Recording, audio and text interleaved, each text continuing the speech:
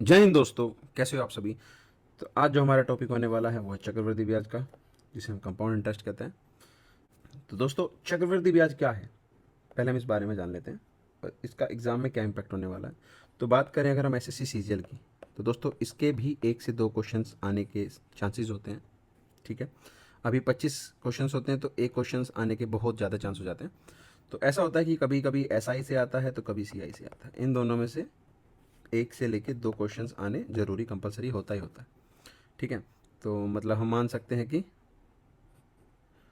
2 number यहाँ पर अपने को इजीली कवर हो जाएंगे एसएससी सीजीएल के एग्ज़ाम में।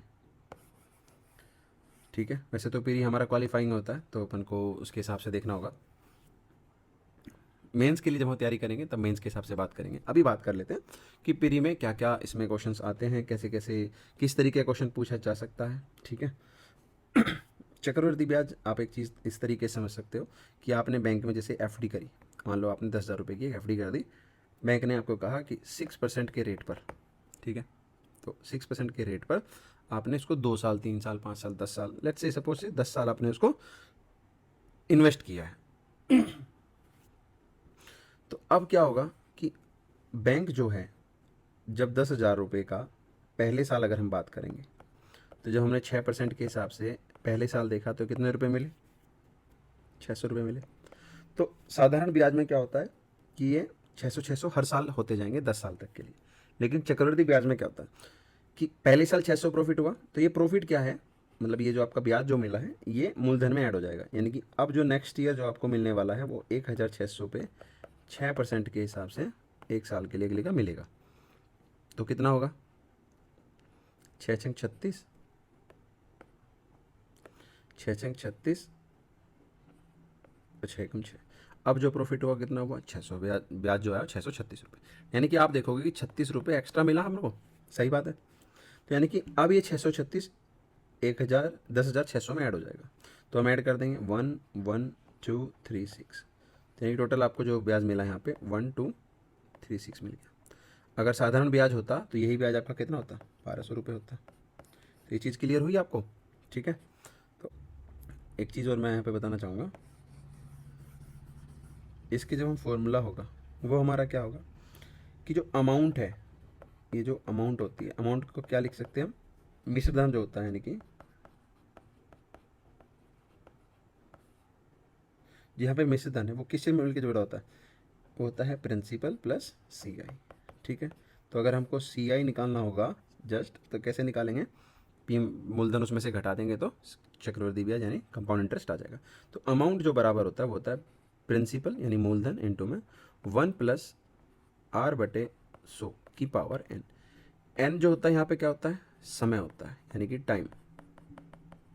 ठीक है, पी आपको पता ही है, और आर हमारा हो गया रेट यानी कि दर। ये चीज़ क्लियर हो गई। ये तो है हमारा बेसिक फॉर्मूला जो कि लगेगा चक्रवृद्धि ब्याज के इसमें। अब बात कर लेते हैं हम एग्जाम में क्वेश्चंस कैसे करने वाले हैं। दोस्तों, जो हम इसमें क्वेश्चन करेंगे वो हम इस बेस पे नहीं करेंगे। हाँ, कुछ कुछ क्वेश्चंस में इसकी ज़रूरत पड़ जाती है, लेकिन हम करेंगे इस बेस पे। देखो, मान लो उसने कहा कि भाई 40,000 की अमाउंट है, मूलधन है, 10% के ब्याज पे 4 साल का, या फिर स्टार्टिंग बेस पे ले लें तो 2 साल का, 2 साल का चक्रवृद्धि ब्याज क्या होगा। तो हम इसको कैसे करेंगे, 2 साल बोला है तो 2 डंडे लगा लेंगे, यहाँ लिख देंगे 40,000। इसका 10% निकालेंगे यहाँ पे और इसका 10% निकालेंगे यहाँ पे, तो कितना आएगा, यहाँ आएगा 4,000 और यहाँ पे आएगा 4,000। बात करोगे एसआई की तो ये तो हमारा हो गया एसआई 2 साल का। ठीक है, अब बात करते हैं कि सीआई कितना होगा। इस जो 4,000 है, इस 4,000 पर भी 10% का दूसरे साल लगेगा। ये है हमारा फर्स्ट ईयर और ये है हमारा सेकेंड ईयर। ठीक है, तो 10% लगाया इस पर तो कितना हो गया 400 रुपीज़। तो बात करें सी आई की यानी कंपाउंड इंटरेस्ट की, तो वो हो गया ये। ठीक है, और बात करें कि अमाउंट कितनी हुई है,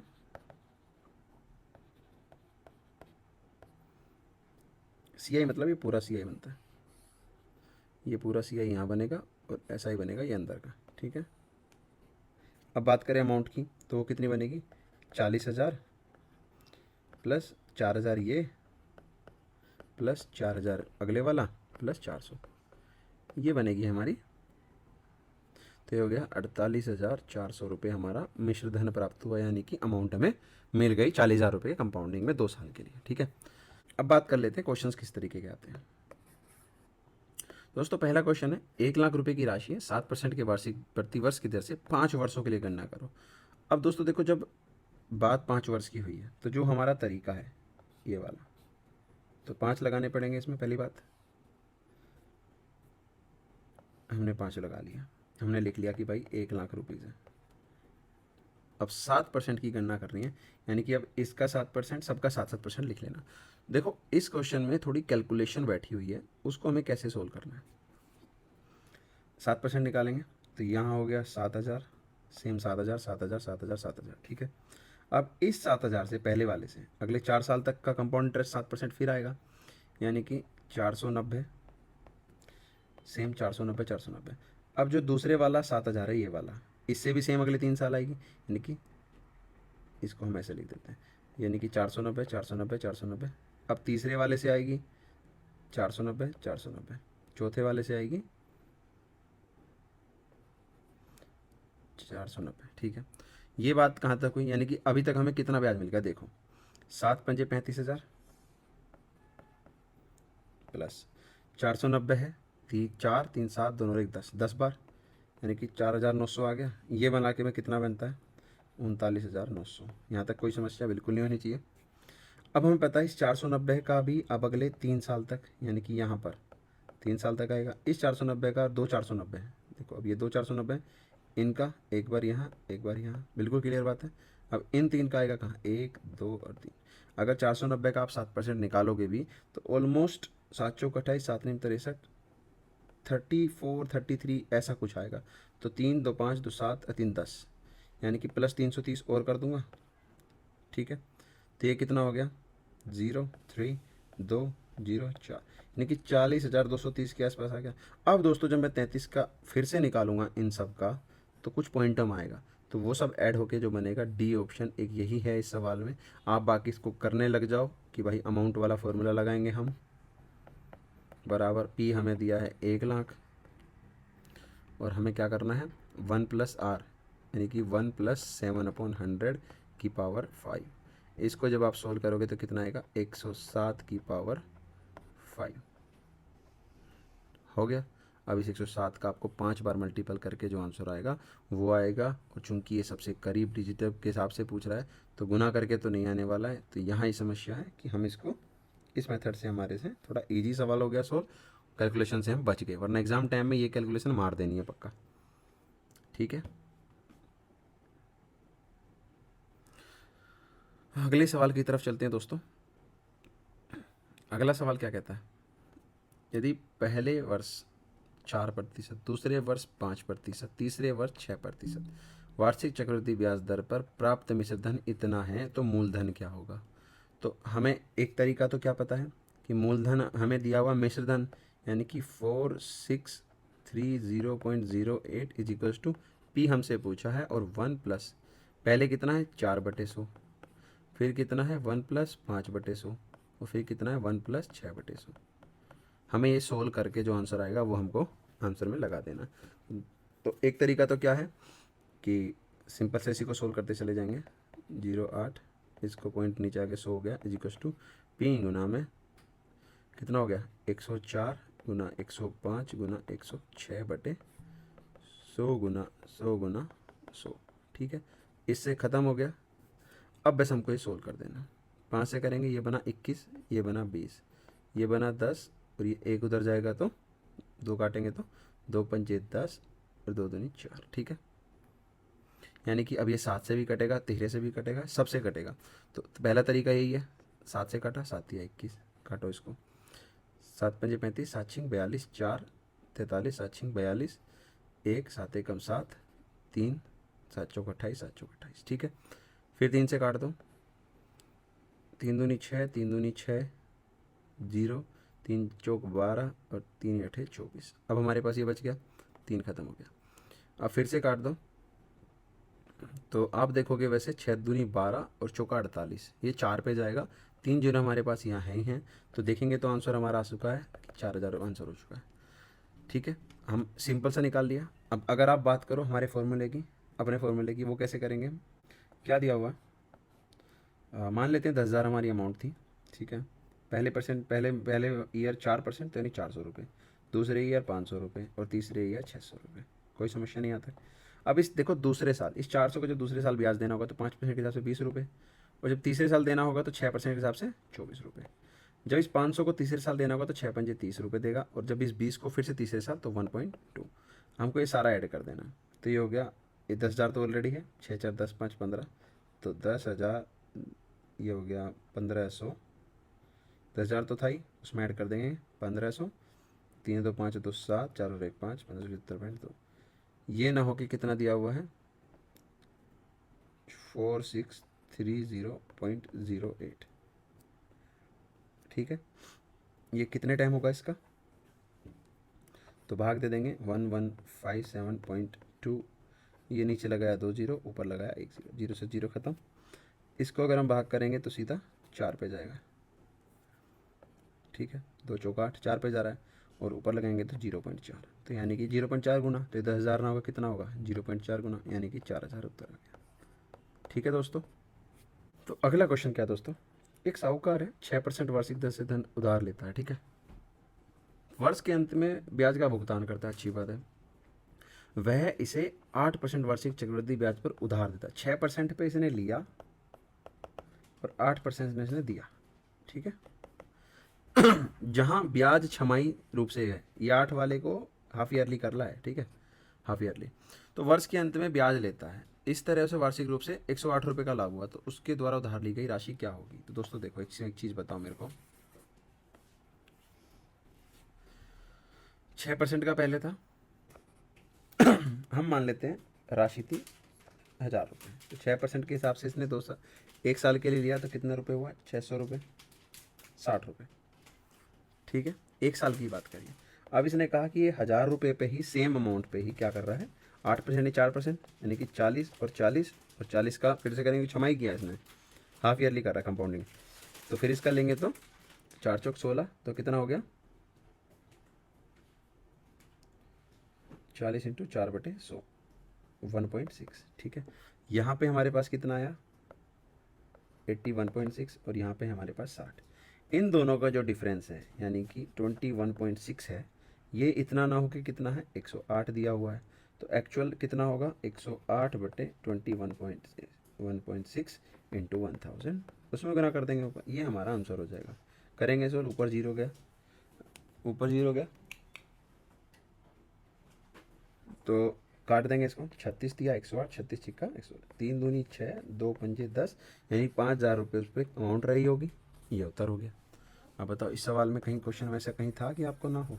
हाँ, अगर आप इसको नॉर्मल बेसिक तरीके से भी करना चाहो तो वहाँ पे क्या होगा कि पहले वाला जो है उधार लेता है, तब क्या ब्याज होगा, पी इंटू में 6 इंटू में 1/100 पी प्लस, तो कितना हो गया, 106 पी बटे 100 हो गया। ये हो गया अमाउंट। लाभ की बात करोगे तो लाभ कितना होगा यहाँ पे, 6p/100, ठीक है। दूसरा, जब 8% करोगे तो कितना होगा, p इंटू में 1 प्लस आर, कितना है, आर दिया हुआ है 8, 4/100 की पावर, हाफ ईयरली कर देंगे दुगुना, 4 25, 26/25 का स्क्वायर हो गया, तो 676/625 पी, इतना हो जाएगा। इसमें से पी हम माइनस कर देंगे तो कितना बचेगा, 625 घटा 1, 7 में 2 के 5, 51 p/625। हाँ, ये बहुत ज़्यादा बड़ा हो जाएगा, छोड़ दो, कोई सॉल्यूशन का तरीका नहीं। तो अगले सवाल पे चलते हैं दोस्तों। अगला सवाल क्या है, एक सर्टेन सम है, समान चक्रवृद्धि ब्याज की दर से कोई निश्चित धनराशि 2 वर्षों में इतनी हो जाती है, यानी कि हम देखते हैं 2 ईयर्स में 2420 हो गई, तो हम देखते हैं 2 ईयर्स में 2420 हो गई, और 3 ईयर्स में कितनी हो गई, 2662। यानी कि जो इस अंतराल में रहा उस समय सिचुएशन क्या घटित हुई कि 2420 पर कोई आर के रेट से 1 साल के लिए, क्योंकि देखो 1 साल में हमेशा ना साधारण ब्याज निकल सकता है, चक्रवृद्धि ब्याज नहीं, इज इक्वल टू कितना, इन दोनों का डिफरेंस जो कि 242 है। ठीक है, 242 से 242 तो 10 से 0 खत्म, तो आर बराबर हमारा हो गया 10%। और दोस्तों सवाल में यही पूछा था कि ब्याज दर कितनी होगी, है कि नहीं, सिंपल सा सवाल। अब देखो दोस्तों, जैसे हमने साधारण ब्याज में किया था, ऐसे ही चक्रवृद्धि ब्याज में भी इस तरीके का सवाल आता है। 7 वर्षों में कोई राशि दोगुनी हो जाती है। 7 वर्षों में कोई राशि, 7 ईयर्स में कोई राशि 2 टाइम्स हो जाती है। तो पूछ रहा है कितने साल में वही राशि 8 गुनी हो जाएगी। तो दोस्तों इस सिचुएशन में क्या करते हैं हम, जो ये लिखा हुआ है इसको लेंगे क्या, 2 की पावर 1, और इसको क्या लेंगे 2 की पावर 3। तो इन दोनों का जो मल्टीपल है यानी कि 3 टाइम्स, ध्यान रखना दोस्तों, इन दोनों की पावर का वो ही यहाँ पे गुना कर देनी है, यानी कि 7 इंटू 3, 21 ईयर्स में वो राशि 8 गुनी हो जाएगी। तो आंसर हो गया, कोई दिक्कत नहीं होनी चाहिए सवाल में।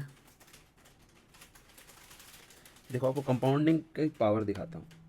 कोई राशि मान लो या चक्रवृद्धि ब्याज की जगह साधारण ब्याज होता, तो कोई राशि हमने कैसे करा था 7 साल में, यानी कि 1 का 2 गुना हो गया, यानी कि 1 बढ़ी।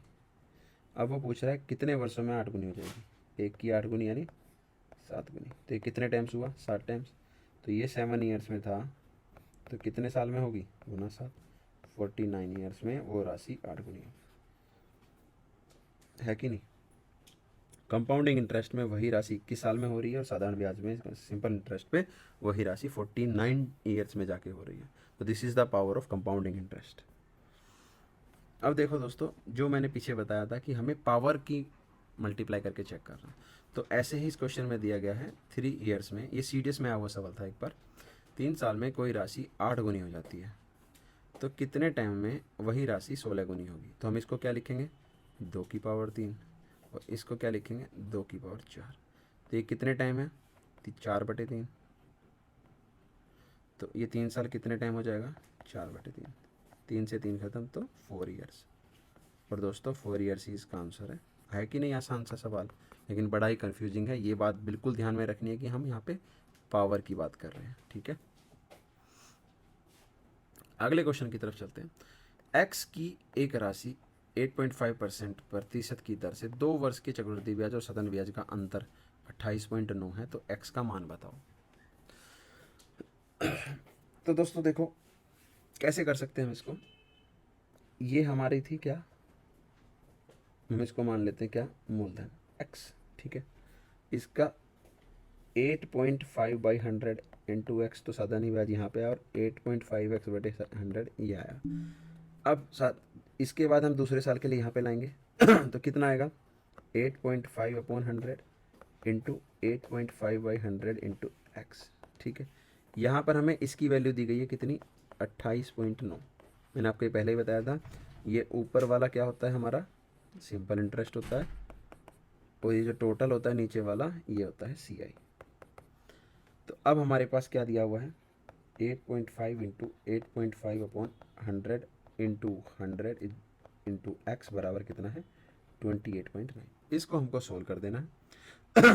पॉइंट हटाने की बात करें, इस पॉइंट से ही खत्म, इस पॉइंट से यहाँ 0 नीचे आ गया। 17 17 289 होता है, 17 पंजे 85 और 17 पंजे 85, 5 से काटेंगे 25 चौका 100। तो एक्स की वैल्यू कितनी आ गई हमारी, 4000। तो दोस्तों क्वेश्चन में क्या पूछा था, एक्स का मान बताओ, सी ऑप्शन हमारा आंसर आ चुका है। दोस्तों अगले सवाल की तरफ चलते हैं। वह राशि ज्ञात कीजिए जिस पर 1.5 वर्षों में 10% ब्याज दर में अर्धवार्षिक जोड़े गए चक्रवृद्धि ब्याज और उसके साधारण ब्याज का अंतर 244 रुपीज़ होगा। तो अब इस सवाल को कैसे करने वाले हैं मैं आपको बताता हूँ। तो सबसे पहले क्या करेंगे, 1.5 वर्ष के लिए यानी कि 3 वर्ष हो गए, हाफ ईयरली था, और वो कितना हो जाएगा 5%। सही बात है, 5% को हम क्या लिख सकते हैं, 1/20। तो मैं क्या करने वाला हूँ, हमें 3 वर्ष के लिए पता है, तो मैं मान लेता हूँ ये 8000 राशि है। ठीक है, 1/20 करेंगे 400 रुपये आ गया, 400। फिर 1/20 करेंगे तो ये 20 आ गया, ये भी 20 आ गया, और ये भी 20 आ गया। फिर वापस 1/20 करेंगे तो ये 1 आ गया। अब इसने कहा चक्रवृद्धि ब्याज और उसके साधारण ब्याज का अंतर। तो दोस्तों हमें पता है ये पूरा जो है ये होता है चक्रवृद्धि ब्याज और ये होता है साधारण ब्याज। तो डिफरेंस क्या बचा, यही। तो ये कितना हो गया, 61 रुपीज़। ये 61 ना होगी, कितना दिया हुआ है, 244। कितने मल्टीपल टाइम्स है, 4। तो ये 4 9 के कितने गुना होगा ऊपर जो राशि हमने ली थी? 8 चौक 32,000। ऐसे दोस्तों यही तो पूछा था उसने कि राशि ज्ञात करो, तो 32,000 उत्तर आ गया। था नहीं था इजी सवाल। अगले सवाल पे चलते हैं दोस्तों। क्या कहा है? एक साहूकार का दावा है कि वह 8% वार्षिक साधारण ब्याज दर पर धनराशि ऋण पर देता है, जबकि वह 6 महीने में इसकी गणना करता है। तो दोस्तों एक चीज़ बताओ, मान लो इसने कहा कि अब मान लो मैं 1 साल के लिए लूँ, तो पहले 1 साल के लिए 100 रुपये अगर मैं 8% करूँगा तो कितने रुपये होगा? 8 रुपये ब्याज होगा। लेकिन जब मैं 2 साल के लिए चक्रवृद्धि ब्याज आदि उस पर करूँगा 100 रुपये को, तो कितना आएगा? 4% हो जाएगा और 2 साल के लिए जाएगा, दो पीरियड के लिए, मतलब 6 6 महीने के। तो 4 40, सॉरी 4 रुपये और 4 रुपये, इस 4 का भी जब मैं करूँगा तो कितना आएगा दोस्तों? 4 चौक 16, यानी कि 0.16। ठीक है। अब देखो 8 और 8 सेम है, तो 0.16 ही ज़्यादा है। तो पहले 8% था और अब कितना परसेंट हुआ, यानी कि 100 रुपये पे देखेंगे तो 8.16।